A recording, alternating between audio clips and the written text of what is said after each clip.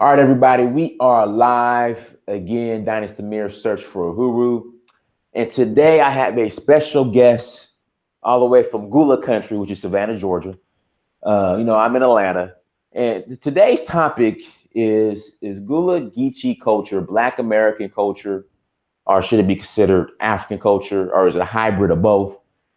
What is it? I know lately on this time on this platform, we've been having somewhat of a debate on what is Black American culture, and for some reason, it just me and my honest opinion, when we say just hip hop and soul food, I just think that's so surface level. Me personally. Um, and then me traveling, I see where, throughout West Africa, I see where everything that we call Black American culture, it's all originates from West Africa. So someone says we speak our own English dialect. Oh, okay, all right. But Daycleansoul, I'm gonna let you go ahead and jump right in. We'll go ahead and jump right into it. We have people coming to the chat. Make sure you guys hit that like button. Brother, first introduce yourself. Let everybody know who you are and where you're from and all that good stuff. Peace and blessings to the family. Jamal Teray. We're here in Savannah, Georgia, but my roots are Savannah, Hilton Head Island, South Carolina. Yes, black folks are still on Hilton Head. Don't get caught into all the other madness. Then we also have a museum in Riceboro, Georgia, Geechee Kunda in Riceboro, so we connect to the Riceboro. We cover the entire areas of our quarter. We bring African people together. And so that's what we do. Day Clean Journeys is our tour company, Day Clean Journeys. And we do living history. We travel wherever people want to go in the world to give African culture and history. And then we also teach at Savannah State University in the Africana Studies program. So our thing is always African. Now, what you were throwing out there, we tell folks, it doesn't matter. People do my tours who just did on my tours today, they understood. I tell them, it's all African. You can say African American, you can say Black, you can say Gullah Geechee, but we're also going to say African because, again, we all understand what it's about. We tell folks, never let anybody compartmentalize you. When you compartmentalize, you get trapped. But when you begin to understand, it's about us making bridges, making connections from knowing other languages. When you know other languages, you make connections. When you know other cultures, you make connections. For us as African people, we can no longer let other people divide us and separate us. Even with regards to nationalities. I had a sister from Jamaica today, and so the thing I told her, I said, yeah, listen, you don't know the story. Other people don't know the story about our story right here, but we got to know everybody's story. That's the power of it. And they make you think that you're not connected. So, yes, Uhuru, that's Yes, unity, freedom, coming together. That's the bottom line. Yes, sir. Now, can you start off with a little bit in regards to the Gullah Geechee background, like the origins? Because from what I understand, like the Gullah Geechee are the ones that somewhat rebelled or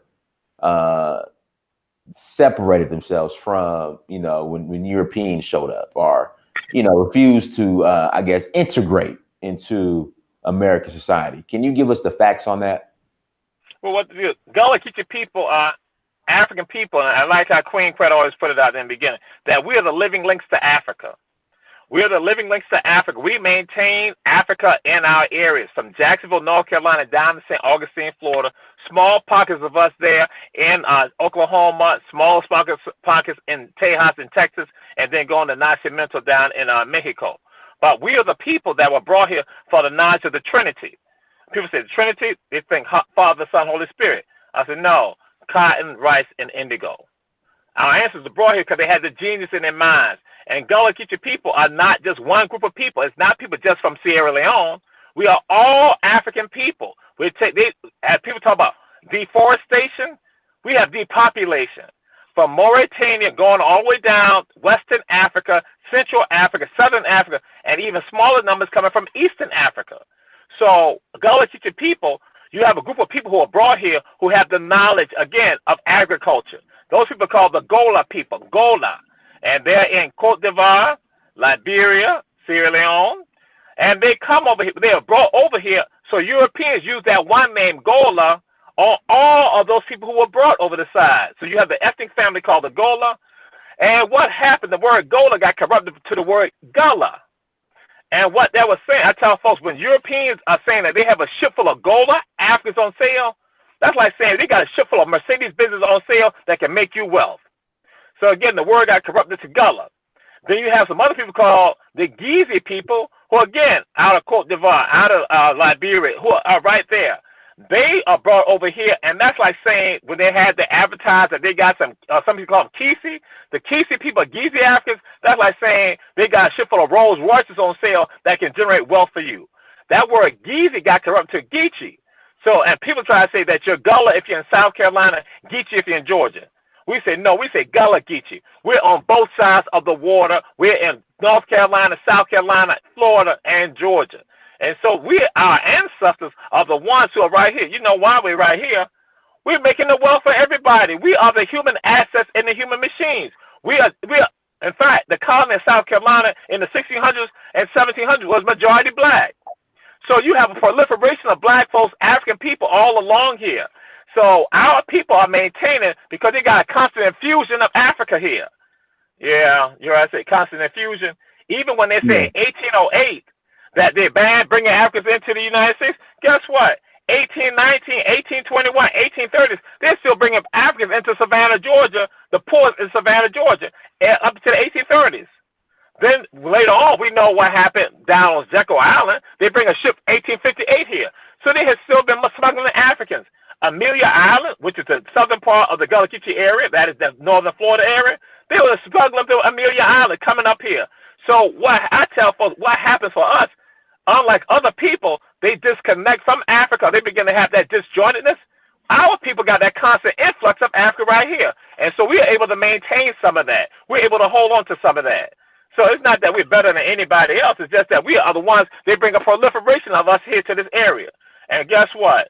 They maintain it. We say that we are God's anointed people. We understand. We say straight up. I tell folks, we are the Uku Chukwu, the children of God. And so a lot of times folks here goes brother in Savannah, Georgia, saying Uku Chukwu. They're like, wait a minute. What's it? That's like children of God. That's like Igbo. Yeah, our language is tied to African languages. That when we crack our teeth like this year, guess what? Somebody in Sierra Leone who speaks Creole, they know what we said. Somebody in Liberia know what we said. So that's why you say our language, Gullah, the Gullah language, is the only African-based language in the United States. It's not, there ain't nobody in New Orleans talking about Creole, that ain't it. It is Gullah. It's the only African-based language. We have a child that's born out of us. Some people call it African Seminole language, but still, yeah, it's the Gullah framework. Let me ask you this. Art forms like jazz, hip hop, soul food. Would you consider that Black American culture or more African culture? It's African. It's Africa manifested in the Americas. See, I tell folks, you can't disconnect yourself. When you disconnect yourself, they then steal your birthright. For example, I tell folks this, in Savannah, we have a dish we call red rice. You go to West Africa, they call it jollof rice or jollof rice. And I had a gentleman on one of my journeys, and we went by a place and I let him sample some red rice, and he sampled it. He's from Nigeria. He said, we fix our jollof rice with tomato paste and rice. How do y'all fix your red rice? I said, we fix our red rice with tomato paste and rice. So that brother, when he hears that, he's not making a connection. Had folks from Cameroon, took them with me. We went, they saw fish, they saw the fried fish, they saw the chicken, they saw the collard greens, all that. They say, this is our food right here. So what we got to understand, it is Africa still alive with us. We cannot disconnect from that. Of course, we're going to modify it because we're not in the Americas.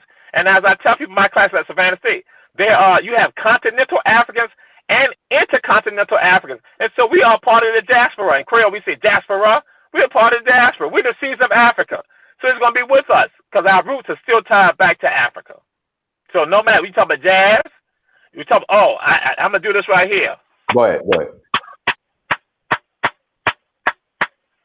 Now, some people know that that's done right here. That is called the ring shout. The ring shout, that counterclockwise movement, and when we do that rhythm is called the shout. The shout is called the oldest African rhythm in the United States. We don't go and say Black American rhythm, we say African rhythm.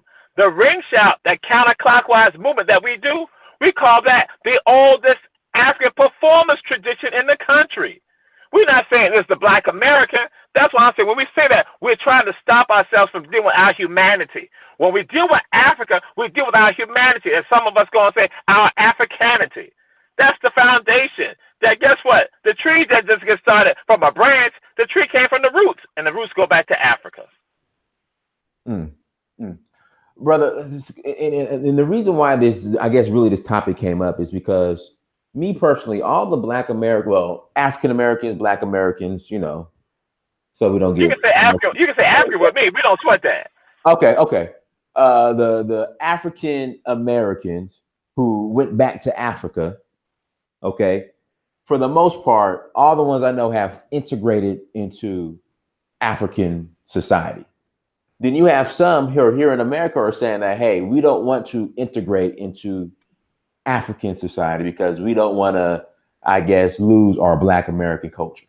And I say, okay, when you say Black American culture, what are you talking about? And the only thing I can get is hip hop and soul food. Like, do you think a lot of this has to do with ego, or like what's the cause of this? Because I'm like, okay, hip hop and soul food. Really, hip hop, we don't control the distribution of it. We really don't control hip hop at all. And then we know where soul food came about. So I mean, what are your thoughts on this? I mean, this stuff is psychological. In my classes, I talk about this at times. There's an African proverb that says, "The hunter will always be the hero of the story until the lion has a historian." The hunter will always be the hero of the story until the lion has a historian. So what that's doing, when some of my people hit that, they're like, wait a minute. I said, right, what's been going on? You've been binding to the story of the hunter. You're not asserting your story. You're the lion. And so when we go and say that, what's going on is that you got people being disconnected. This society has always been trying to disconnect African people from who they are. And when they know they disconnect you, guess what? You have a gap in the middle. And when you have that gap in the middle, then you have some gook that's thrown in the middle to give you a false reality. So as long as I make sure you got that false reality, then you never will compete against me. You will never be able to handle me. That's why I tell folks I have third graders who know more about history and culture than the experts on history and culture. You know why? Because they're not connected to their Africanity, their humanity. They know the fullness of their story. So when you even say, what is Black American culture? You say hip-hop. What? Wait a minute. You're gonna ignore about engineering, mathematics. So right then and there, that's why I say it minimizes you. That's why I tell we don't waste our time with folks who don't want to grasp the understanding, the fullness. But there are several people. Now I had to beg to differ with you. There are a whole bunch of Black folks in the United States who identify with Africa and love Africa. They understand it. The ones who go and say the stuff when they disconnect from it. Those are the ones that you got to still plant the seeds with. But you got a whole segment of folks who are out there, because I see it on my tours, in my presentations. The folks who go and understand, they begin to embrace some of it. That again, some don't want to identify with it, but those are the ones that we can still work on. But if they truly don't want to identify with it, that's on them. That's the loss. We know who we are. So yes, a whole bunch of us identify with it, and Africa lives within us. We say Africa vive. Africa lives. Because again, we will not be here if it was not for Africa. And hip hop, soul food, as African cooking. I had interned in D.C. at People for the American Way, and when I was in D.C., I say nyam. Guess what? Somebody gonna say nyam. We say nyam. That means to eat in Gullah. That's N-Y-A-M. Go to Jamaica, some people say nyam. People in Guyana say nyam. People in Panama say nyam and go, which means eat and go away. And I nyam boneless ham. I tell people I love to eat boneless ham. I used to eat boneless ham every day in D.C. And then I said, what is boneless ham? They're like, ham without a bone. I said, no, it's Hilton Head Gullah, watermelon. Mm-hmm. You're like, watermelon? I'm like, yeah. Then I say, you see Gooba also. And I say, y'all familiar with Gooba?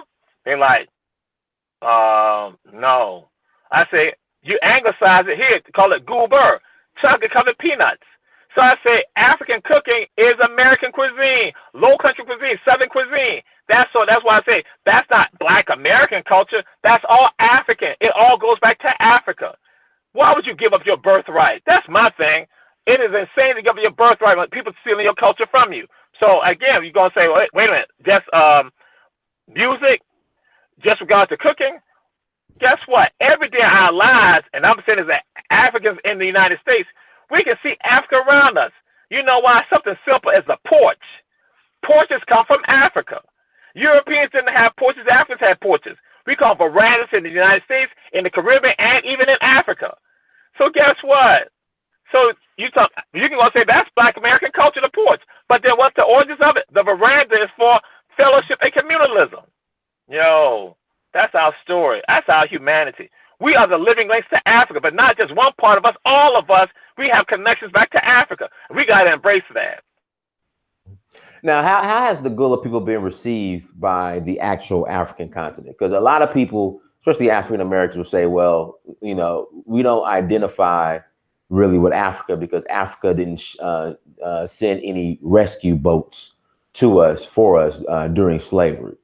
So as far as the Gullah who have been able to preserve a lot of their African culture without actually, I guess, really being, I would say, physically connected to Africa, now that we have the technology to connect back to Africa, how have you been received by the continent? The continent, folks on the continent who have understanding, they embrace it because you got documentaries that's right out there. People are going to see. One is called The Language We Cry In, or The Language We Cry In. The other one's called Family Across the Sea, where you're going to see Gullah Geechee people from this area right here who go back to Africa. And again, they understand the connection. So people on the continent understanding the connection over here and our connection to them. And then what is the oldest African song in the United States? Is a song that goes, Awakan Mama Na Kambe, Yalile Tambe, which is Mende for everyone come together. Let us work hard. The grave is not yet finished. So that's a part of a story of an African woman who sings it right here in coastal Georgia, Harris Neck, Georgia, that was recorded by Lorenzo Dow Turner, the father of Gullah Studies. Then it's connected to folks in a village in Sierra Leone that was sung by the women there. So they embrace that right there. So African people who got understanding, we all embrace one another without a problem. Of course, we're going to have the small numbers of us that might say something that's kind of stupid. But again, no. And then people say they didn't send boats. Now, this is why I just told some people on my tour I had earlier today. I told a sister, I said, check this out. Y'all going to say that African soul us into captivity. That was something. This was a sister. She's from the Caribbean. She said that people going to say that, but you know, she loves Africans. She loves African people because again, there ain't no issue with that. But she said, but Jamal, they're going to say that Africans sold us into captivity. I said, yo, check this out. More Africans actually died to prevent you from being put in captivity that sold Africans into captivity. So I throw this out to my people here in my class at Savannah. I say, well, I ask in the class, I do a poll in my class. I say, how many of y'all sell drugs in the class? And they look at me like, what? I said, raise your hand. How many of y'all sell drugs? And maybe out of class of 85, like one person might raise their hand. I say, no, you're lying because they say all y'all sell drugs. Then they look, they say, no, it's not. I said, no. Just like when you go and say African soul, black folks in the captivity, Africans in the captivity, that's the same type of language, the same type of psychology that they got going on. So I said more people died to prevent you from being put in captivity than they were sold you into captivity. So we got to understand that. Don't go with somebody else's narrative. Don't go with the narrative of the story from the hunter. Be the lion now and tell your own part of the story. So yeah, so Africans who going to say, well, they didn't send boats. Guess what? What was happening on the African continent at this time? Colonization. So they're coming at both of us. So that's what the whole deal is. See, when people on the continent say some of the stuff, they've been colonized by folks also. People in the Americas, we've been colonized by them. We've been tortured right here in the Americas with the Mafia, with the Great Disaster. So that's what the whole deal is that they hit us on the continent and they hit us in the Americas. So then that way we always be fractionalized, as I say, fractionalized and marginalized. That's why we got to have Uhuru. We got to have Umoja. We got to have that unity. Thank you, brother. Guys, let's get these likes up. We have 177 people watching, only 44 likes. Please hit that like button as you come to the chat room. Now, Brother Toure, there's this movement of people who consider themselves to be indigenous, Choctaw, Chickasaw, the Black Indian. Yamasee, all that, yeah. And who are saying that basically the story that you're sharing is a lie. Like you would be lying. Like you don't have any proof that where the Gullah originate from, and that this is a FBI, CIA plot to keep us from, I guess, owning our lands here in America because we're indigenous to this country. Do you deal with people like this? Like, I mean, like for example, I went to Mobile, Alabama, to Africatown about 3-4 weeks ago. Right. And visited the burial site of Cujo Lewis. Right. It was on Clotilda. Right. You know, you have people saying that that's a hoax. Like, what would you say to people who think like this? That's an insult to my ancestors. In fact, I wrote a piece about that. I put that out there. That's an insult to my ancestors. The stuff that they had to endure right here in this nation, the things they had to endure coming across the water, what they had to endure on the continent, that's madness. And see, now I have to throw this out there. My personal beliefs, I'm Muslim. But my Muslim is an African Muslim. And that's why, so again, and I embrace all. We embrace Christianity, traditional religion, spirituality. We do all that because I make sure people understand. So I'm going to throw this out there. Guess what? With the Nation of Islam, when they create their mythology, the Nation of Islam, some of them scoffs at the Nation of Islam, brushed them off. Say that, talking about Alfonso, the Jet Black Man, and Baby G. All that is just a newfangled version of that. So, and I tell folks, I say, you know why they do that? You are the ones that call about the FBI and the CIA plots because you are part of an internet hoax on you. Just like Willie Lynch, John Hanson, that's all those internet hosts. John Hanson. And so I'm saying it's the same thing. So people say, we're the Yamasee, all this. Why you got to steal somebody else's birthright? We ain't got to steal anybody else's birthright because our birthright, that we're the first of all humankind on this planet. We are the children of God. We are the first ones on this planet. We ain't got to steal nobody's birthright over here. And so guess what? The only black folks that I know that say that type of stuff are the ones who are in the United States. More black folks are in the Caribbean, in Brazil. Ain't nobody in Brazil saying that type of stuff, but black folks in the United States who are caught up into this internet madness. That's what internet has got us messed up. And so that's why, yes, we deal with them, and I put it in their face. You're not going to insult my ancestors that were brought over here, that we have the documentation, because it's all in the DNA. It's in the fabric of where we live and who we are. You're going to tell us Gullah Geechee people? I say, hey, listen, if other black folks in the United States want to say that foolishness, guess what? No Gullah Geechee people need to be saying that. And we don't get covered to somebody else's narrative. That's why we keep imploring. Nobody else's narrative will tell us who we are.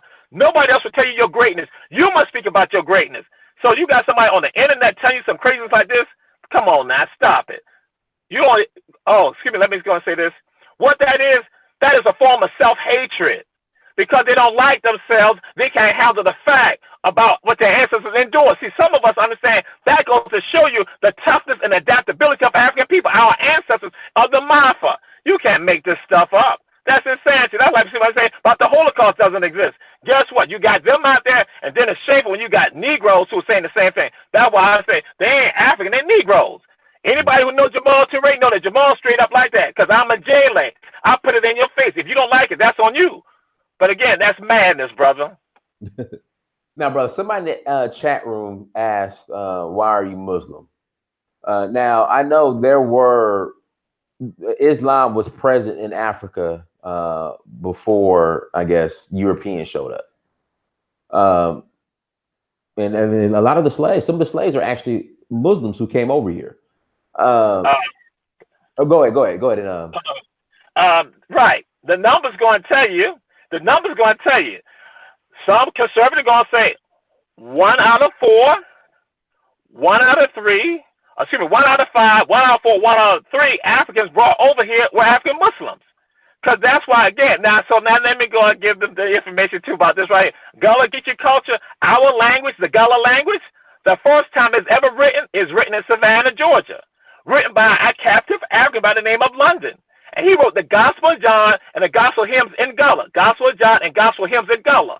And when he wrote it in Gullah, guess what? He wrote it in English. Yes, he wrote it in English. So here go London. So that's why some people realize, oh, wait a minute, he's African Muslim. Then look at Omar Ibn Said, that was in Charleston, South Carolina, a part of Denmark and Vesey conspiracy. Denmark Vesey conspiracy was about freeing Africans in Charleston, South Carolina. But the plan is at Emmanuel AME Church. Then, guess what? Omar Ibn Said, the only slave narrative that they call the slave narrative that's written by Africans in Arabic is written by Omar Ibn Said. So again, this is a part of who we are. See, that was, we don't have no hang-ups about us. We just like Bolkman.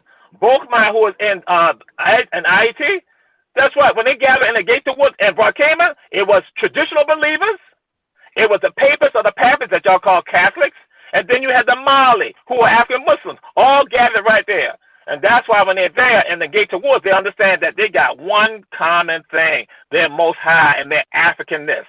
So that's why for me, while I'm Muslim, people think about Muslim, they think, oh, that's something that came like later on. Guess what? Judaism, Al-Islam, Christianity, Sabianism, all tied to the African continent. So people gonna look, oh, that's something for the Arabs. No, we ain't focused on no Arabs. That's still all tied to Africa. I was about to ask you that. Do you think how do you feel?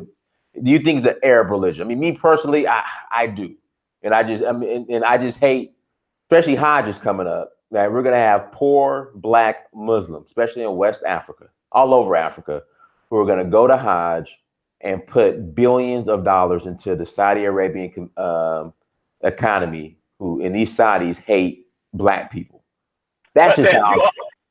But then now, guess what? But you travel the continent. You know what about Tuba?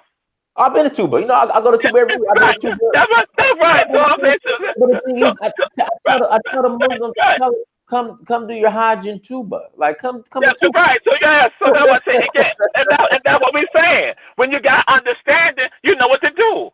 Say I'm the Baba Baka. So again, and then guess what? And now, and when we're going to talk about it, they don't want to discuss this right here because Europeans don't give you this type of history.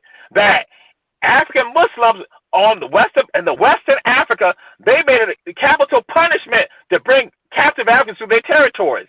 That's why Europeans had to use other Black folks. That's why they had to use Africans on the continent, because they say capital punishment, kill them on the spot if they bring captive people through here.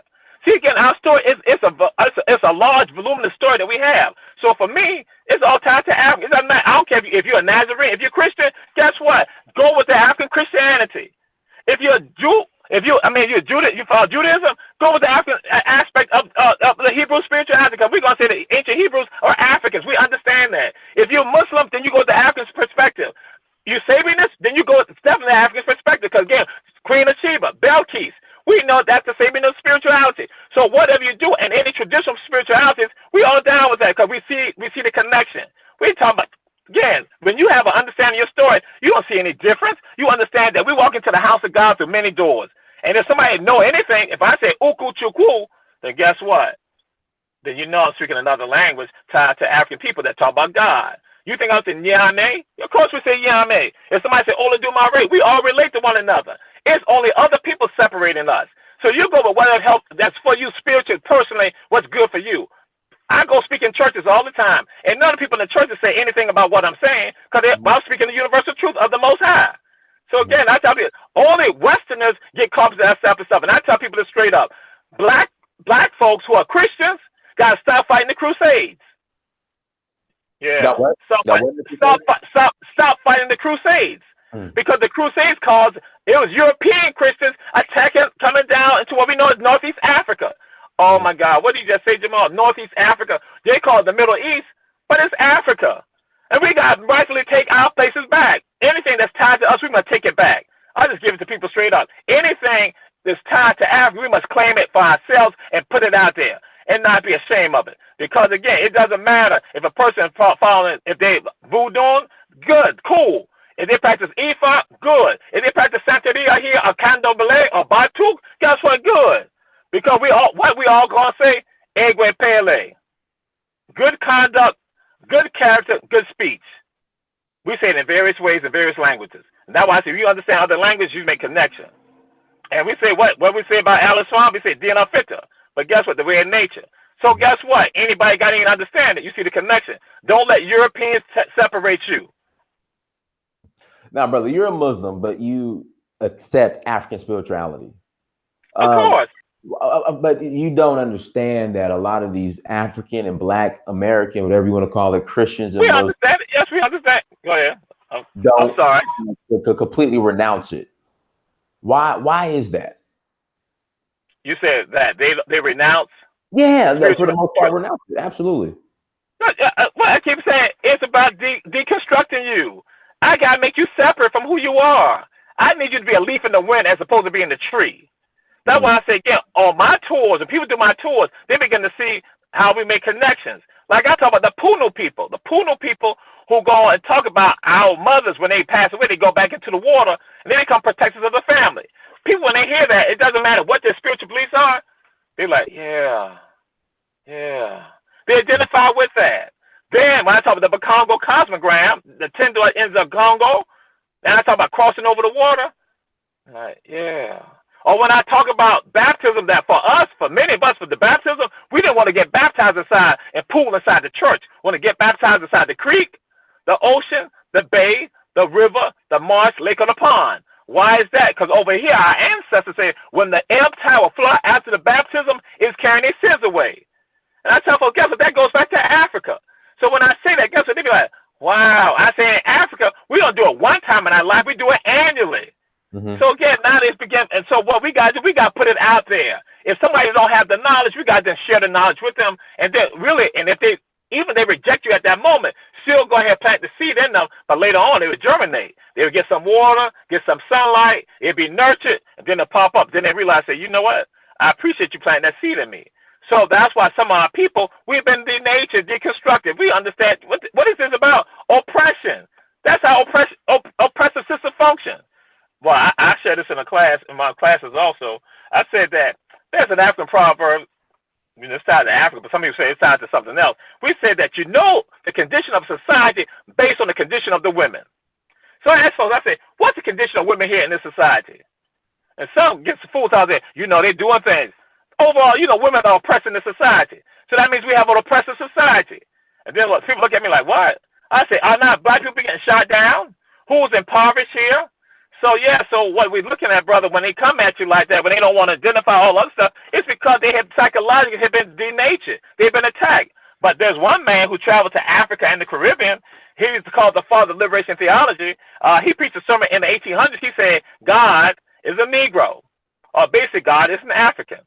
And he also said that all races on this planet identify God with themselves except for the Negro. He said, long as the Negro think that God is white, they should always think that the devil is black and think that they favor the devil. His name is Bishop Henry McNeil Turner, and he's called the father of liberation theology. So when you talk about Pan-Africanism, we all got, because basically, I guess I'll let you know, I'm a Pan-Africanist also. And so we all understand about the power of Bishop Turner. And so he preached that in the 1800s and 1900s. To let people understand, you better identify your most high with yourself. And so that's why, but some of them not identifying, not understanding. Because here, I guess I got to give you some American history for people who are listening. American history, some of your ancestors, some of the black folks, your ancestors, when they were holding church services on Sundays, they were always praying to God. They were praying to the folks who held them in captivity. We don't even realize that. Sometimes they had to pray to them when they were in captivity on Sundays. And then guess what happened? Some of them got their freedom. They were still identifying God with them. They just transferred on to this other thing. That's why Turner came along and preached a sermon in the 1800s saying God was an African and God was a Negro. So the people today who spit that type of stuff out, don't want to identify, they are still caught up into what was going on. They still found the dreams of somebody, the nightmares of somebody else when they're not trying to control black minds. Brother, now, now as far as Gullah Geechee, the nation, Gullah Geechee country, are you guys being affected? Are you guys being affected by gentrification, and how are you guys battling against that? Absolutely. Gentrification is happening across the entire country. Yes, we're doing the same thing too. And I'm so glad you brought that up, because I tell folks this.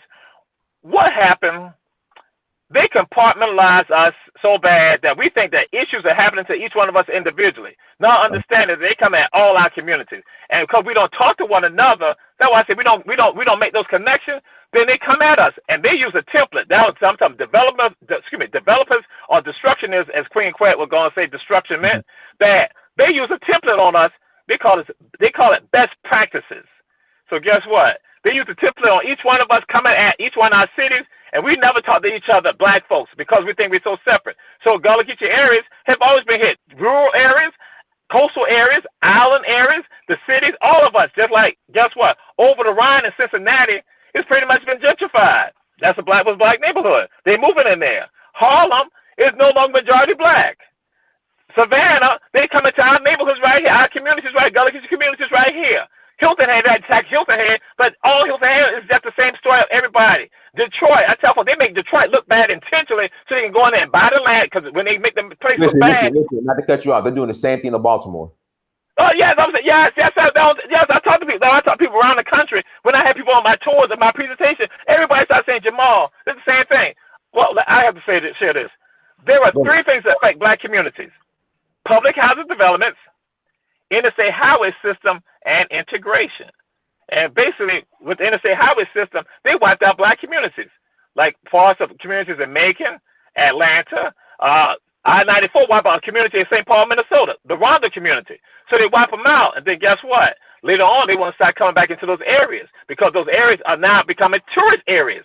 And so they want to be inside the tourist areas, so they don't want to drive an hour outside the city, come back into the city. And so they begin gentrifying. And then you also have universities and colleges that are doing the same thing. Temple University, Villanova, you got Columbia in New York, all Johnson Wales University. They're all doing the same. They use the same template against us, but we don't talk to one another. So with that being said, obviously, from what it seems, we will always be second-class citizens. In some places, we're fifth and sixth class. Should the Black or the African in America focus on relocating back to Africa, or at least having the African plan, or at least developing a nation of our own? I have to go and say this. It is not by happenstance or by accident that we are here in the United States or in the Americas. Okay. And because of that, because of our ancestors who survived and thrived and maintained through the Maafa, the great disaster, the African Holocaust, for us to be here, guess what? We can share this land right here also. We can share this land right here and there. And for the drive for some of us is that it's not about being second-class citizens, that we understand that this is part of our birthright also right now because of our ancestors' sweat equity. Sweat equity is entitles us to have this right here. The wealth of this world came from here, and then also came from the African continent. So what we need to do, we must be like Du Bois said, we must have the duality. That if those who want to be right here in the U.S., that's cool. But then also we must embrace Mother Africa. That's why our museum, Pichikunda in Riceboro, Georgia, our museum, the founders specifically had factories in Burkina Faso and Ouagadougou, had schools there also because they understood. They said that they realized something, that they saw the nation, they saw Muhammad speak papers, when they saw the hands stretched out over the seas connecting to Africa, that inspired them to do that. So that's what we must do. We must have that duality. Some of us may be right here on the continent. Some of us may be in the United States, in the Americas. It ain't nothing wrong. We don't need to fight one another about. We must support one another in those endeavors. We need to have import, export with one another. With us. We need to have economics develop with us because again, we know how rich the continent is. And is it not good for us to invest in our own? Because other people do it. They're doing it right now on the continent. So guess what? And African Americans don't realize that they are sometimes viewed as being the big brothers of African people in the Americas and at home on the continent. So that means that we need to use our service to help build each one of our areas. I guess I say again, I'm Pan-African. I believe in unity of all African people. Okay. Everyone, make sure you hit that like button in the chat room. We have 234 people watching, only 107 likes. And also, if you want to call in and ask a question, the email is in the chat room. Please send me an email and I will send you the link and you can ask your question. So with that being said, what do you see? What is the future? Sorry about that. Oh, no problem. No problem. You said, what's the future? Yeah, as far as the Black man, African, same difference here. Black man, African man, and woman here in America. How do you think this is supposed to play out? It's going to play out. So they're saying by the year 2053, our net worth is going to be zero. You see what's going on as far as gentrification. You know, I'm shocked, but I'm not shocked. Here in Atlanta, only 25% of the homes here in Atlanta of the real estate is owned by Black people. Like, yeah, I'm shocked, but I'm not shocked. So what is the end game for Black people here in America? Well, I tell folks this. Whenever somebody gives you stats, they give you stats for two reasons. One, to let things maintain itself the same course, or you get the stats that not develop the solutions to change it. So that's why I go and say, what is the course of African people here? We're supposed to not, when we know information like that, we're supposed to not work to stymie that right there and not create a solution that's going to be beneficial for us. And so that's what we do as citizens. That's all the work that we do. We are working to make sure that our children and that our ancestors are able to smile on our labor right here, to bring about a change right here. Ultimately, I believe in liberation. That's what it's about. It's about us having liberation of the mind, of our hearts, of our souls, of our physical being, so that way we will be the ones. Oh, I guess I need to go back in time. What happened in 1865 when Africans not had their freedom here, in particular here in Georgia, and coastal Georgia in particular, our ancestors said they know for a fact that we're going to be the richest people in this country right here. And they said the reason why we will be the richest people because we know how to work. They said the buckra, I just said buckra. That is a Gullah word that stands for European or Caucasian. In Jamaica, in Jamaica, Guyana, Belize, Barbados, Suriname, they say bakra. That word comes from Africa where they say mbakara. And I tell folks again, see how the African language lives with us, the Gullah language. But our ancestors said that Africans, we know how to work. They said the buckra, them lazy. They don't know how to work. They don't want to work. So they have said that we'll be the richest people on this planet. I mean, in this country right here. So guess what? That's supposed to be our destiny with regard to that. Of course, I know that Jim Crow, the black codes, and all the racism has come into play to stymie that. But guess what? You have survived the Marfa. You have survived, your ancestors survived the Marfa for you to be here. I tell people just like this. Guess what? When they went into a village, took out a family of 10 out of a village in the continent of Africa, 7 out of 10 will die on the march from the hinterlands to the coast. Then and they got them inside the factories right there. Then 1 or 2 are going to die in the middle passage. So I tell folks, if you see somebody of African descent in the Americas, that means at least one of their ancestors survived. Only the best of the best survive, and too few black folks in the Americas understand they are descendants of the best of the best. When you understand it, you carry yourself differently, treat each other differently, and expect more from yourself and from your brothers and sisters. So for me, that's what it's about for me, that we're going to make it happen. We're going to make it work with regard to this right here. We ain't about to give up on this right here because it's part of our destiny, our manifest destiny for us right here in the United States, in the Americas, and at home on the continent. And we can stymie it right now because you got the stats. So if only 25% black home ownership of land ownership in Atlanta, then that means that you got to develop strategies to not get more ownership of the properties. We don't just sit back and let the stats go. Oh, excuse me. Some people let the stats just run its course. We say, no, we get the stats. And when it's negative to us, we didn't find the solution, create the solutions for that. We got to make a change. Someone in the chat room was asking, are you familiar with the South Carolina exodus or Liberian exodus from South Carolina? Or I guess the exodus from South Carolina to Liberia. Are you familiar with that? See, now, why they going to do me like that? Why they going to do me like that? Why they going to do me like this? I told you I said I'm a JLA, right? And some people know what a JLA is. A JLA, people use the word wrong. They call people a griot. A griot is a French word. We never call people chronicle our history griots.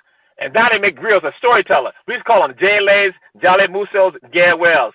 And so I'm quite aware of the movement of Africans out, not just South Carolina, throughout the entire United States. And so now I'll give you some background, something right here. Savannah, Georgia, in the 1800s, Savannah, Georgia, there were ships leaving out of Savannah, Georgia, going to Liberia. One of the people leaving from Savannah, Georgia, going to Liberia, his name is Samuel Benedict. And he wrote to African Charleston in South Carolina in 1800. He said, I'm going to Africa because that's our rightful inheritance. And he would get to Liberia, and he would become president of the Constitutional Convention in Liberia. And guess what happened? I tell people this. Guess what? What is Independence Day in July? Most people say July 4th. I said, no, it's July 26th. And why is that? Because on July 26, 1847, the second oldest black nation in the world was born, Liberia. And guess who declared Liberia's independence on July 26? Samuel Benedict from Savannah, Georgia. And he went to a place in Liberia called New Georgia that had a place called Savannah. In fact, the second oldest town in Liberia one time was called Savannah, located in New Georgia. So Africans left out of South Carolina. And one of the people who left out of South Carolina, his name is James Screbbing Smith, who became one of the presidents of Liberia. So, yeah, we intimately know about that. We know about the Africans leaving out of North Carolina, South Carolina, all over from Florida, going to Liberia. And now they became some of the leaders of that nation became known as Liberia. Now, we know there were some issues that happened in Liberia. We know that, but I got to give mad props to Samuel Benedict because he's my homeboy right here from Savannah, Georgia. And he became one of the founding fathers of Liberia, July 26th. In fact, tell you about how black folks in the United States used to be.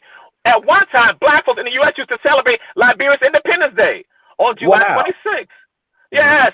And at our museum, Geechee in the Riceburg, we still celebrate Liberia's independence. But at one time, like here in Savannah, for example, you used to have parades in Forsyth Park in Savannah celebrating Liberia's independence.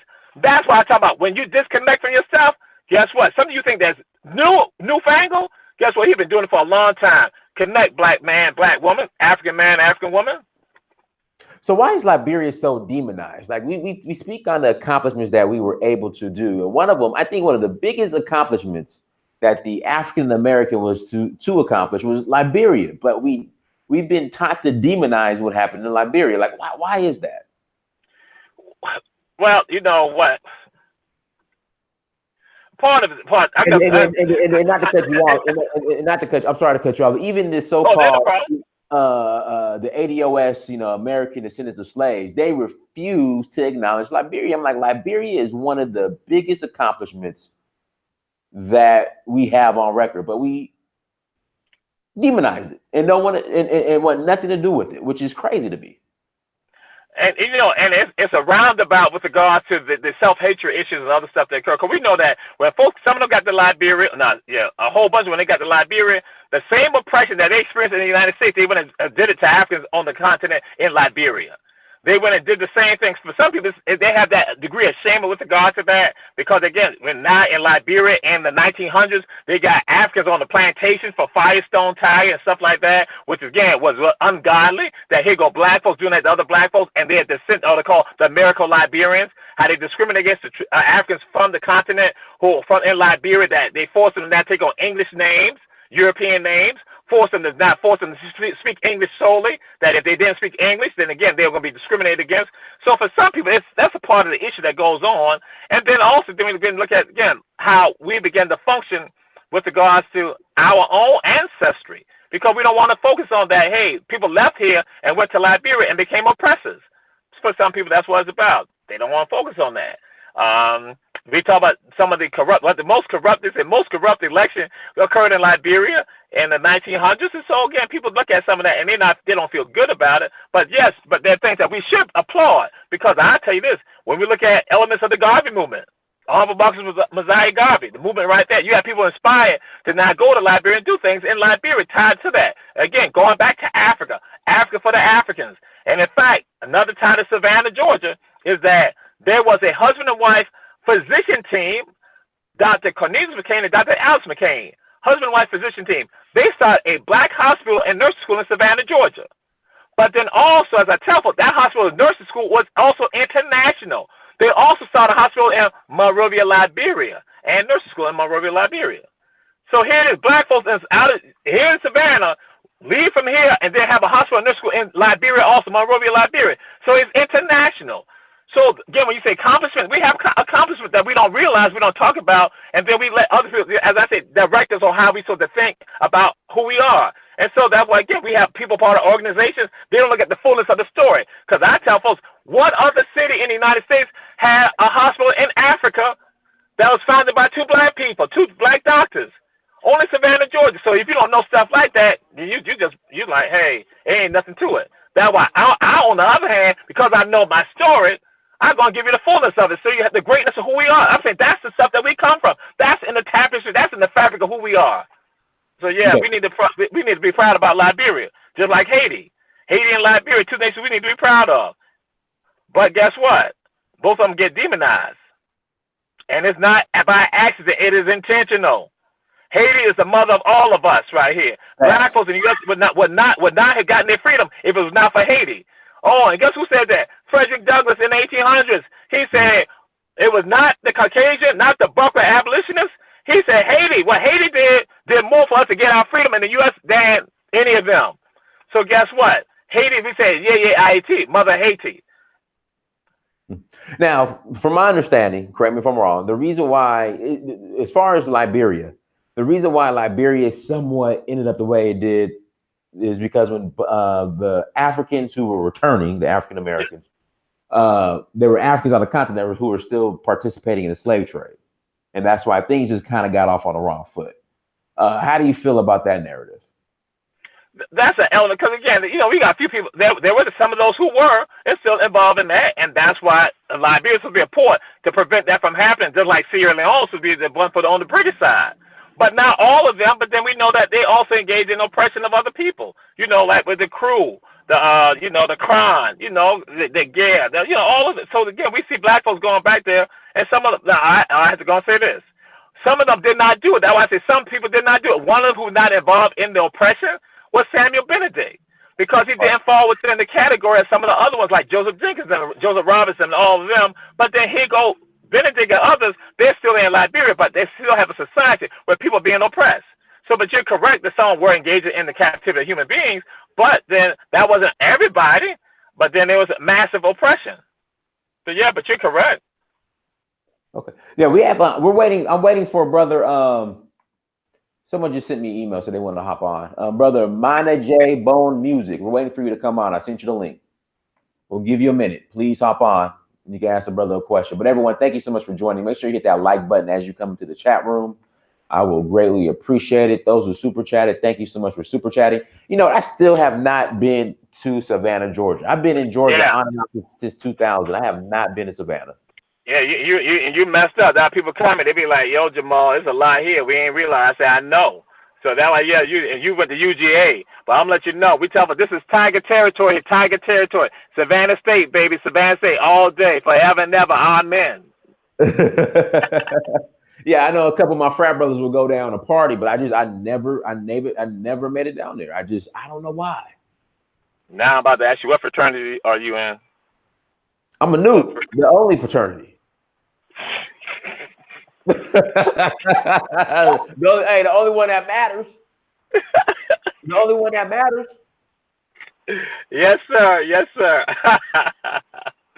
And you know what I do with people on my tours? I hit them about the diamond. People don't understand about the diamond. I tell folks, I said that for some African people, the diamond was a sign of God. I said some of us wear crosses on our necks. I said, guess what? I said for some African people, the diamond represents the sign of God, but also represents a principle: life, death, and rebirth. And when they look at it, they say, what? And I say, you see the Kappa diamond? I said, guess what? Some of the nukes don't realize that, again, that's tied to Africa. I said, but the founders in 1911 were trying to connect them to Africa. I said, but what happened when some of y'all disconnect? You don't realize it. But yeah, so I just throw that out there. So yeah. Okay. I just learned some new history. All right, brother. We're still waiting for you to come on. I sent the link. If you guys want to hop on, please send me an email. And then also do prompts and hopping on. I'll send you guys a link and you guys don't hop on. Shout out to Zubri Ajamat. Have African Americans considered building Liberia now since it's part of African American history? And do any look to repatriate there? Now, this is my thing. We built Liberia. So why aren't African Americans trying to reconnect to Liberia? I just don't understand. And then a lot of the consulates and the diplomats are Americos. Yes. Well, you know, it's still tied to the fact that, well, that dislike, not knowing, and also what is tied to that people still have concern from what happened in the Civil War and other stuff like that. So again, we do some of the contemporary stuff, but it's still going back in time. But yes, we should definitely be identifying and should be embracing. That's the point I said. It's not just Ghana. Some people think just going to Ghana. It's not just Ghana. Everybody just focuses on Ghana. Like it's just Ghana. Like Ghana is the only country in Africa. Right. So that's what I'm saying. Go ahead. You can finish your statement. Then the other brother. Oh, no, I said, and so some people even go look. They say, look at Gambia. They say, look at Gambia. They said people who, because they have the concern about speaking English, but the language barriers. But then they go and look and say, hey, this is the place right here. And they look at Ghana, and folks. But again, we need to look at whatever spots on the continent. You know, especially I'm saying African people. We look at any spot on the continent that we can enrich and become a part of. That's the beauty of us. We have the ability to choose any part of the continent if need be to work and build. Go ahead, brother. Hey, what's up, Donis? How you doing today, man? I'm good, man. How are you? I'm good. Hey, what's the other brother's name? Brother Toure. Hey, brother Toure, how you doing? Doing excellent. I wanted to know, hey, have you made any effort in, to trying to learn any language back home? You said, have I made any effort? Yeah, like to go, like I mean, legitimately to like actually, like just learn the language, because that's like the that should be like the number one thing in terms of just like over here in the United States, if you want to go abroad, when you go abroad, your number one objective is to learn the language, interact with the people, so that way you can become one of them. Right. Hey, you heard were you on when I said that we gotta know languages, make connections on languages? Did you hear when I said that? Yeah, I I heard said, you. That's why I wanted to. right. Also, yes. I'm saying yes. Well, I have not gotten fluent in it, but I have to go and say this. When I don't have people around me, I got folks. Yeah, I got cousins from Senegal, so Wolof, and they be like, Jamal, we ain't gonna say that to you because you supposed to know that by now. I'll be like, I ain't got nobody around me, yo. And then the Haitians do the same thing about Creole. I'm like, yo. I ain't got nobody around me. So that's what happened. So yeah, but we don't. I don't fight that. I'm saying, but yes. Oh, actually, we believe in that. Now we believe it because I tell folks like, guess what? We were multilingual. We were multilingual.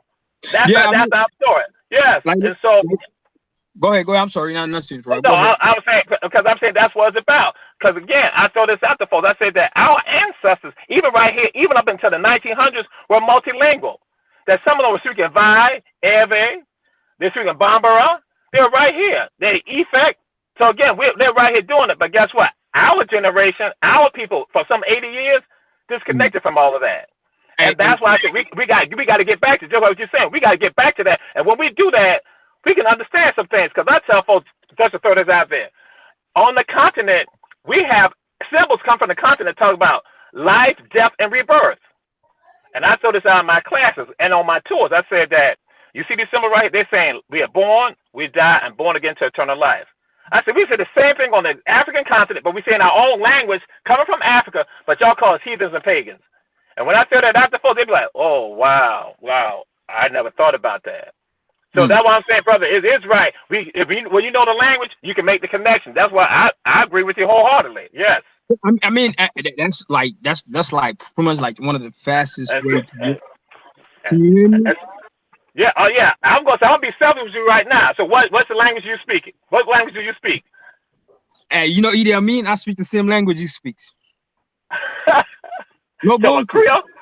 No, Uh, I'm from East Africa, so if you know Idi Amin Dada, okay. Yes, of course. Uganda.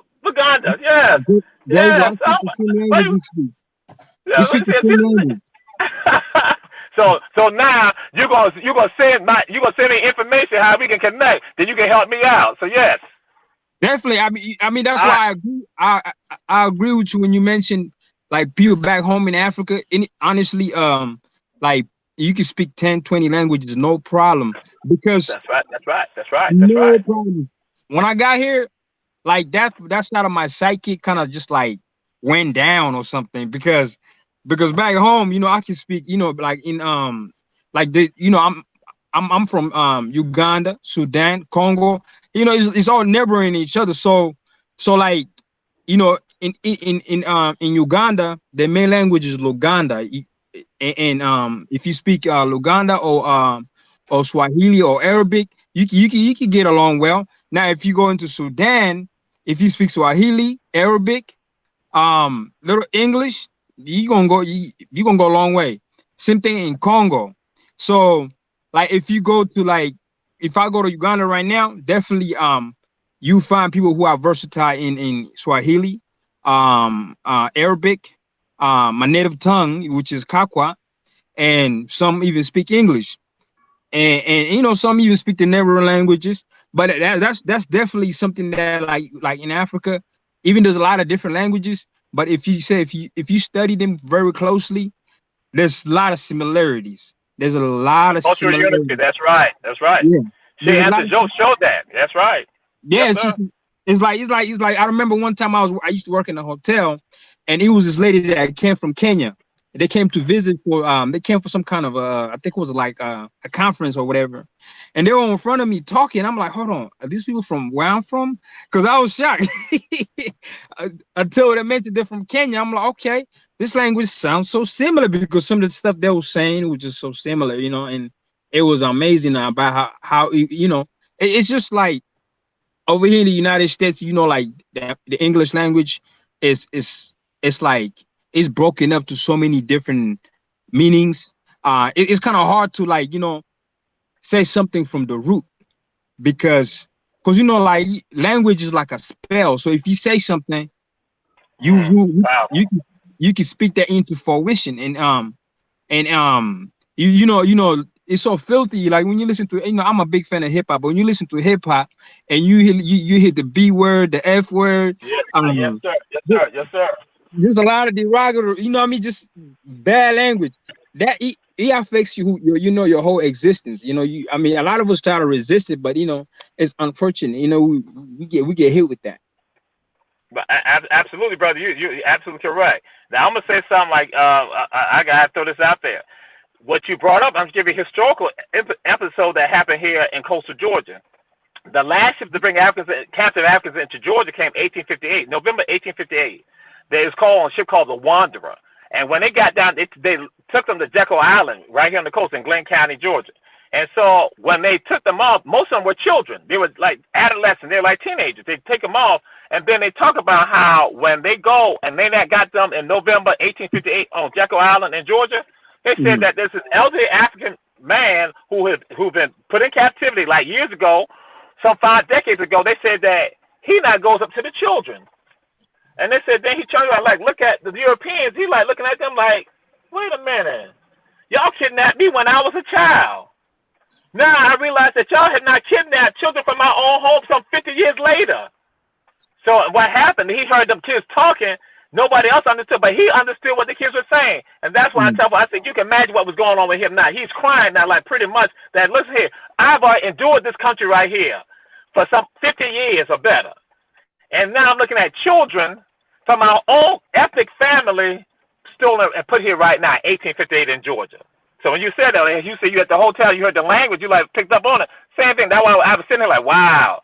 That's just like with the Wanderer, with those young brothers and sisters that were taken there to Jekyll Island, stolen from Africa. Yes. So in terms of you, I was born as a Muslim, and in my growing up, when I was growing up, I kind of transitioned to different, like Christianity, because my family unfortunately died in South Sudan from the war. But yes. So you Dinka?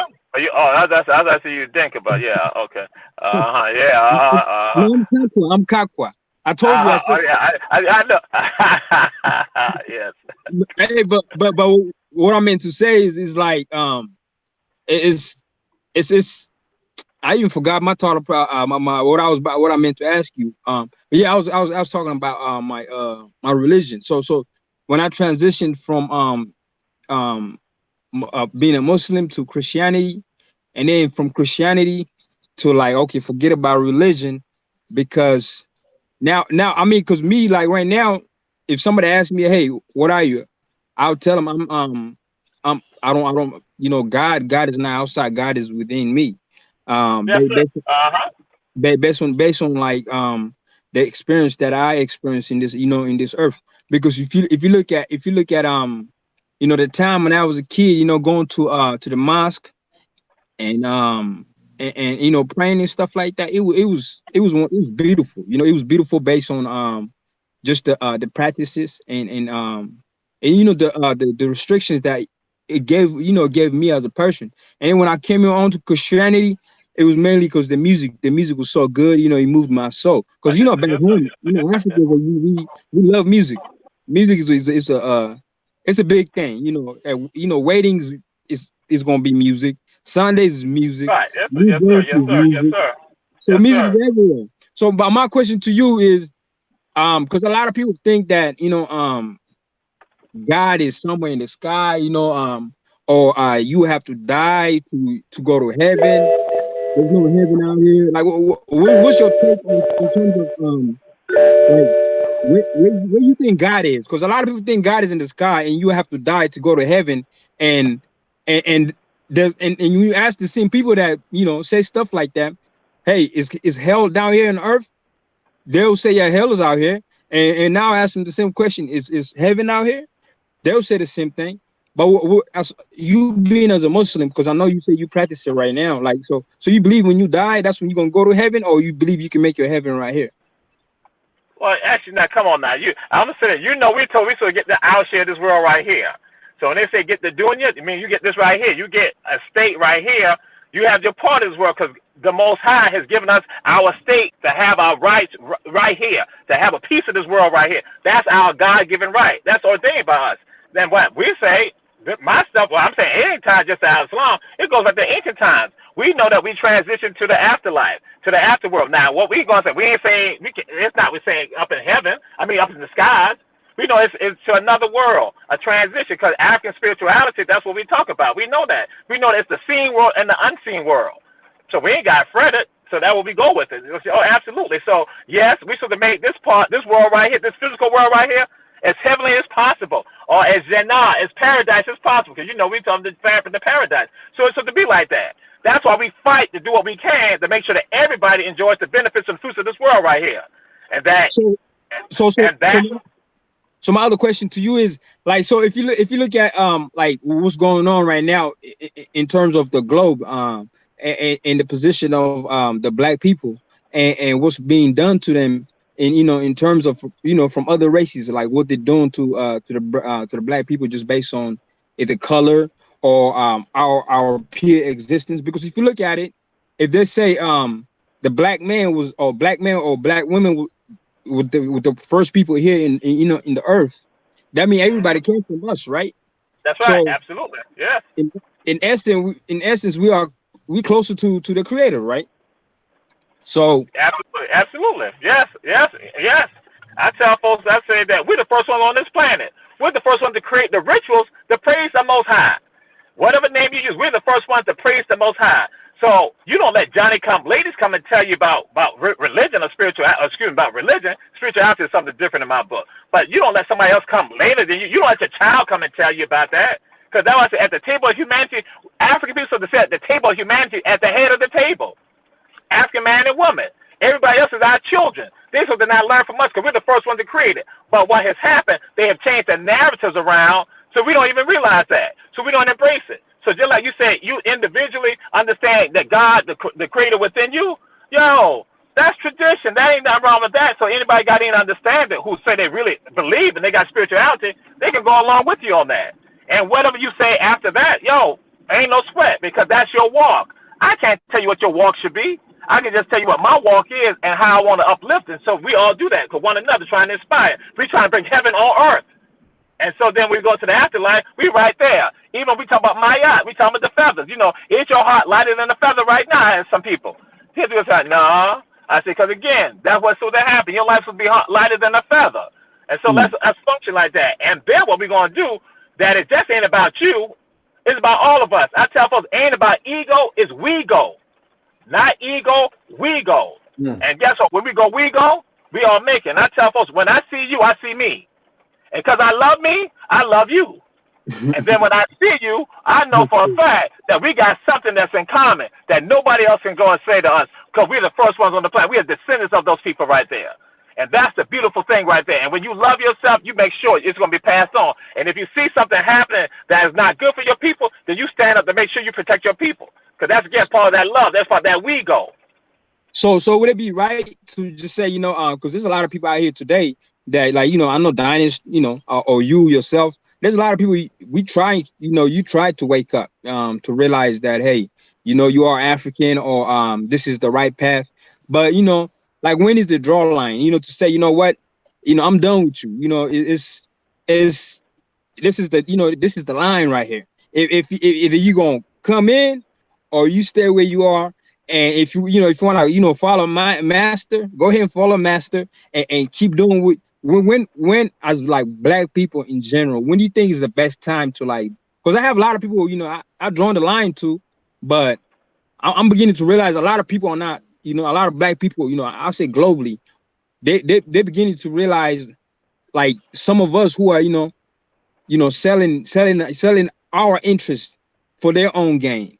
And I see black people are waking up to that now. And so, like, what should we do in terms of, like, just coming up with a solution? Whether it be, because I know I was talking to one of my brothers, he's, African American. He wants to go to Africa. But I don't know how Donis, hey, Donis, how did you, like, what attracted you to Africa? Because, like, I don't know how to convince him, because I'll tell him, hey, Africa's good. I have my contacts down there. I have my brother, my cousin, and blah blah blah. If you want to go to this part of the country, I can call this person for you. So that way, when you go over there, you're welcomed and stuff like that. But at the same time, they're still hesitant. So my question to you is like, how did you took that? Like, what gave you that hunch to just go out there, get a ticket, and fly? It was a close friend of mine convincing me to go back in 2011. He told me to go to Tanzania. He just convinced me. He said, "Dinus, just go. Trust me. It's gonna change your life. Trust me. Just go." And I went, and it changed my life. So you went to Tanzania first? I went to Tanzania first. Okay. Yeah, it was a friend of mine who went before me, and he's like, "Man, you got to go." I'm like, "All right, I'll go." And I know you Nigerian, so I don't know. Have you started learning your language? I'm working. I'm actually speaking in the chat room right now. There you go. See, Yeah. that's what I'm talking about. And what's your ethnic family? Yoruba. Who, me? Okay. Yoruba? Okay. All right. No, but you threw something up. I'm throwing it out there. Throw it out there to you because you threw it out here. You said when do we say we cut the line with regards to people? I say it's case by case. Case by case. You know, it might be that brother, that sister that you might be sharing information with, and they might not be feeling that and other stuff like that, but it's case by case, and they may still go and do some things that may not necessarily be positive and may be negative, but case by case, but you ultimately get to a point where you say, hey, I can't continue to beat my head against the wall. Because I let you know, I used to do counseling for people who had substance abuse issues, mental health issues, and then someone I tell them, like, listen here, you're going to follow my way or you're going to die. And I tell them like this, you're going to die. Because I say, my job is to try to help you. And so I'm going to give you the tools that help you. But then if you finally get to a point where you like, hey, it's cut, they ain't doing nothing, right? Okay, I cannot take myself out with regard to that because I got to help some other people. Because, again, there's going to be some other people out there who you can still plant those seeds with. Again, like I said, it's case by case with regard to that. So, yes, some people may continue to reject and may not want to be a part of, but you can find those others who come along that you can just plant the seeds with. They're going to be about making that change. And also, another thing that I realized, like, growing up from Africa and just having that family structure, one of the things that I know is that shapes just your human, I say your psychology, how you grow up and how you see the world. Another thing is like when in my family, once you reach a certain age, you gonna get married, but before you get married, your mom or your dad, you come together, they'll give you a land. Say, hey, this is your land right here. And they'll measure the land for you. This is your land. You can plow it, plant whatever you want to plant, build your home right there. We right here, we're gonna build our side. And so in terms of like when you think like a king, you will feel like a king because right here, you see a lot of us, we live here with no land. You constantly on like a lot of us live in a constant fear. You got rent you got to pay. You have car note you have to pay. You have food. Some of us get into trouble. You got the law on you. If you don't pay them, they're harassing you. So a lot of people are dealing with constant fear because I guess it's the part of the capitalistic world that we live in. The American dream, American dream. And you know what that is because what we call in the content, like that's why our museum at Geechee is called. I mean, that's what it's called, Geechee Kunda. Kunda means compound, family compound, and it's a Sarakale word. Again, it means family compound, and that's what the part of. That's how you build family. That's how you build wealth, and that's what something that happened in Savannah, 1800, something called 40 acres and a mule. The meeting occurred in Savannah, Georgia. Ask that. So can we talk about that story? Because I know we were actually some brothers were given it, then it was taken away. Can you build on that? Right. What happened here when Sherman arrived in Savannah on December 24th, 1864, he would have a meeting with 20 black ministers here in the city of Savannah. And so the 20 black ministers, when they met together, they said only one would speak for all of us. They said, again, only one would speak for all of us. They got Reverend Garrison Frazier from First Bryan Baptist Church to speak on behalf of all of them. And so what occurred, Frazier then asked them pretty much, I'm breaking it down, paraphrasing, he asked them, what does the Civil War represent to you and your people? And Reverend Frazier said, how can you expect a man who's gotten wealthy off of us to treat us as equals? He said, it's going to take years to correct. And he said, we got to have land. We got to have land so the old men will work it, the women will work it, and the children will work it. He said, the young men will sit and fight in the war. And he said that we'll be able to take care of ourselves. So Sherman then asked all the other ministers, he said, do you agree with them? And so one of them, only one said he didn't agree, but he wasn't from this area. Everybody else said, yeah, I do agree with him. So they were saying we need to have our own so we can take care of ourselves. And when I say, they say take care of themselves, they can survive, they can live, they can have autonomy over their families, over their lives, and also have businesses to take care of themselves because of agriculture right here, business. Sherman then goes and issues something known as Special Field Order Number 15, better known as 40 Acres and a Mule. He said that all the abandoned rice plantations on the islands going 30 miles inland from Charleston County, South Carolina, down to the St. Johns River in Florida shall belong to the Africans. So this part of the court at one time became known as Sherman's Reservation. So black folks here started setting their own governments, in fact, their own societies. They had their own school systems. They had their own governments. They had their own militias. So that's what occurred. But when Lincoln is assassinated, Andrew Johnson then says, give them back the property, give back the plantation owners back their property. What occurred here, you had something in Savannah, for example, you had something called the Yamacoa Rebellion, the Louisville Rebellion, and the Geechee Rebellion, where black folks here were saying, no, remember I talked earlier about the sweat equity? Some of my ancestors said, my sweat equity entitles me to this land right here. We're not giving it up. And in fact, some of them had booby-trapped the bridges to make sure that the soldiers couldn't come over. Eventually, they were able to get them off the property because what they did, they realized and they said, you know what, we've been sending these Caucasian soldiers to not get them off the property. They said, we're going to send those black soldiers now to get them off the property. And that's when they now say this right here, our answer, they said that we are not going to fight them because they had gone through the same thing that we've experienced too, the loss of family members. So what happened, they left off the properties here in this area, but what occurred, people don't understand the science behind all of this. What occurred for some of our ancestors, guess what happened? As opposed to not going to do the landowners, with regards to the government, they now went to the landowners directly and started buying property from some of them.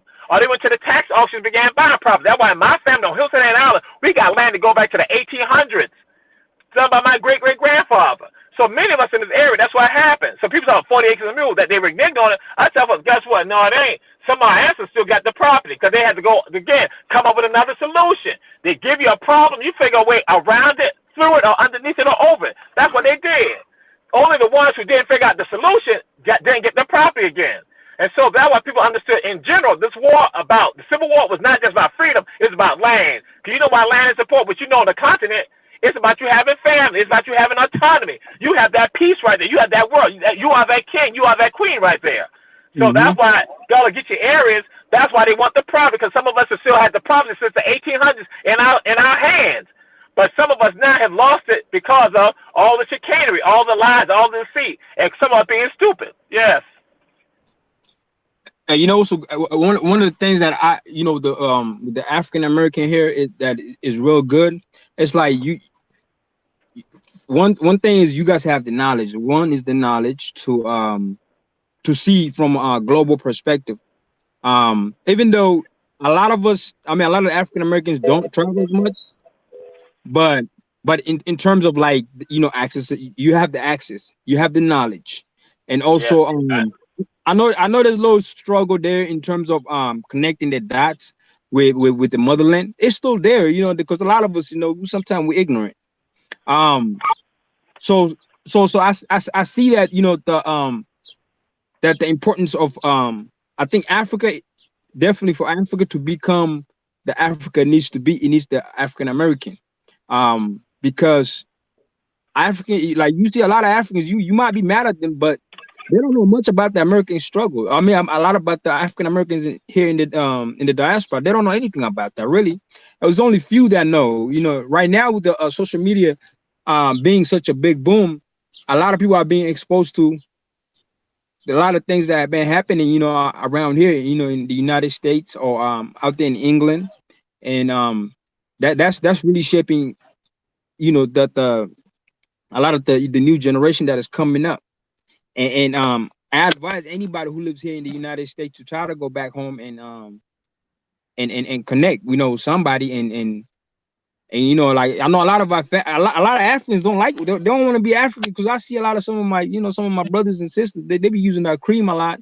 Today I was with one of my brothers.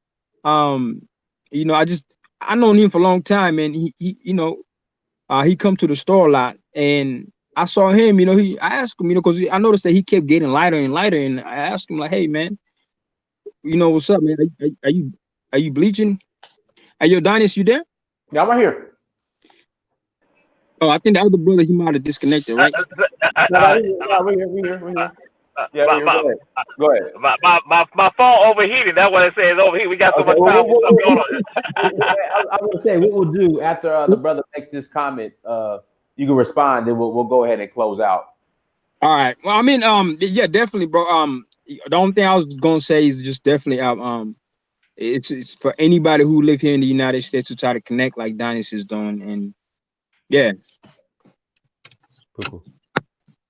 Brother Toure, do you wanna respond? He was speaking on his friend was skin bleaching. Hello? Did we lose the brother?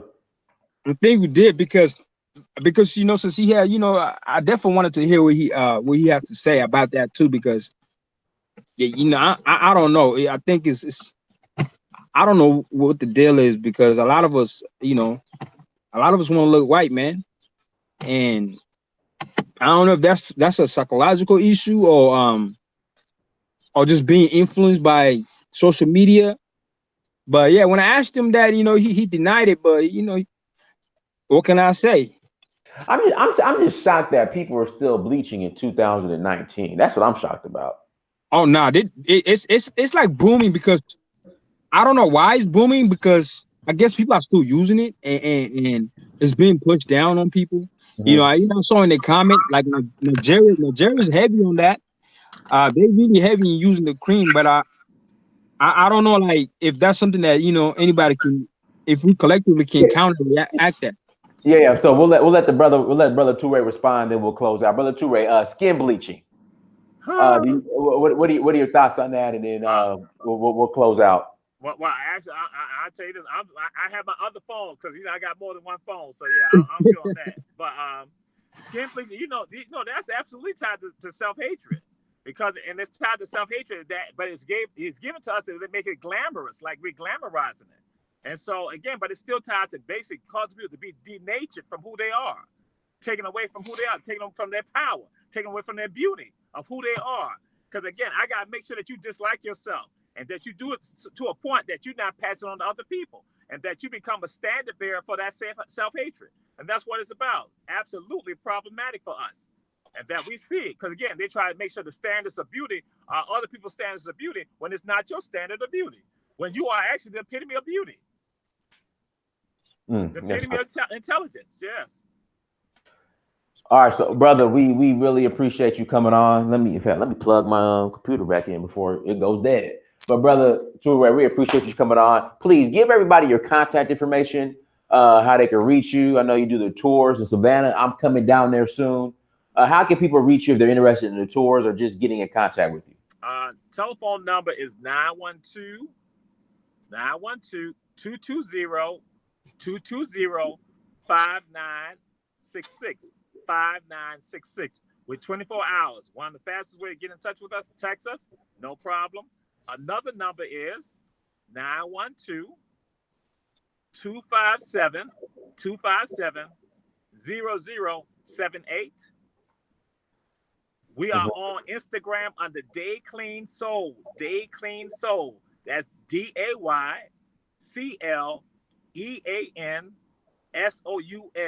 Daycleansoul.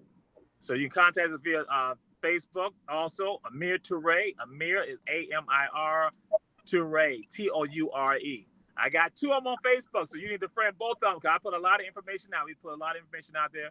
And we also Facebook also have the Daycleansoul on Facebook also, and Dayclean Journeys on Facebook also. That's our tour company specifically Facebook page. So again, hit us up, and email address, just throw that out there. Go ahead. That's DayCleanHi@yahoo.com. So yeah, we're 24/7. Hit us up anytime. All right, perfect. Everyone, we appreciate you guys for joining us. Make sure you hit that like button as you exit. Also, subscribe if you're new to the platform. Make sure you go to search for Uhuru on Instagram, Snapchat, Twitter, and Facebook. Again, everybody, thank you so much for joining us. Till next time, family. Dynasty Mirror Search for Huru. Peace. Peace and blessings. Peace. Thank you. Thank you.